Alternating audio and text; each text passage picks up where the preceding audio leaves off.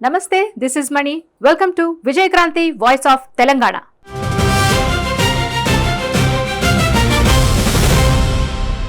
ఈ జనరేషన్ కుర్రాళ్ళు బెదిరిస్తే భయపడిపోతారా? ఢిల్లీలో నెల రోజులుగా జరుగుతున్న ఉద్యమం చూసిన తర్వాత కూడా అలా ఎవరికైనా అనిపిస్తే వాళ్ళు పిచ్చోళ్ళనే అనుకోవాలేమో. ఆ పిచ్చోళ్ళు ఎవరు ఏంటన్నది తెలుసుకోవాలనుందా? ఓకే, ఈ వార్త చూసేయండి. ఎంత ధైర్యం! విద్యార్థులకు వర్సిటీల హెచ్చరికలపై రాహుల్. నిరసనల్లో పాల్గొనవద్దన్న DU, JNU, IIT Roorkee, Madras IIT. ఢిల్లీలో జంతర్ మంతర్ వద్ద జరుగుతున్న నిరసనలకు దేశవ్యాప్తంగా మద్దతు పెరుగుతోంది. దేశంలో నలుమూలల నుంచి విద్యార్థులు, యువత పెద్ద సంఖ్యలో అక్కడికి చేరుకుంటున్నారు. దీంతో కొంత మేరకైనా స్టూడెంట్స్ను అక్కడికి రాకుండా అడ్డుకునేందుకు ప్రభుత్వం యూనివర్సిటీలను వాడుకుంటున్నట్లు కనిపిస్తోంది.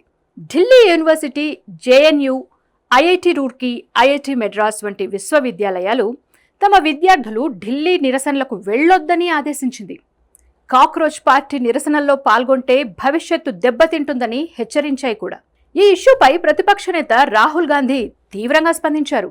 ఎంత ధైర్యం ఉంటే విద్యార్థులను బెదిరిస్తారంటూ మండిపడ్డారు. నిరసన తెలపడం ప్రజాస్వామ్య హక్కు అని, ఆ హక్కును వినియోగించుకుంటున్నందుకు విద్యార్థులను యూనివర్సిటీలు బెదిరించడం తగదని చెప్పారు. దేశంలో జరుగుతున్న తప్పులను ప్రశ్నించకూడదా అని ఆయన నిలదీశారు. మరోవైపు విద్యార్థులపై పెల్లెట్ గన్స్తో కాల్పులు జరపలేదని చెబుతున్న ఢిల్లీ పోలీసులు అబద్ధాలు చెబుతున్నారని రాహుల్ గాంధీ అన్నారు. పెల్లెట్స్ తగిలి గాయపడిన విద్యార్థితో ఆయన ప్రెస్ మీట్లో మాట్లాడారు. ప్రభుత్వం అబద్ధాలు చెప్పడం మానుకోవాలన్నారు. మీ అభిప్రాయం ఏంటో కామెంట్స్లో చెప్పండి. వీడియో నచ్చితే లైక్, షేర్, సబ్స్క్రైబ్ చేయడం మాత్రం మర్చిపోకండి.